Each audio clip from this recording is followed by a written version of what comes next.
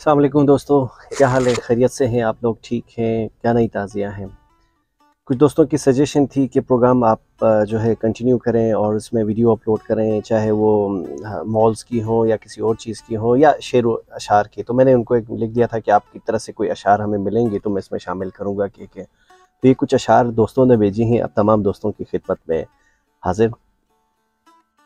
میں تمہیں اپنے لفظوں میں کیا لکھوں. شاعر کیا کہہ رہے ہیں، ذرا سننے والی بات ہے. میں تمہیں اپنے لفظوں میں کیا لکھوں، دوست لکھوں، غمسار لکھوں یا پیار لکھوں.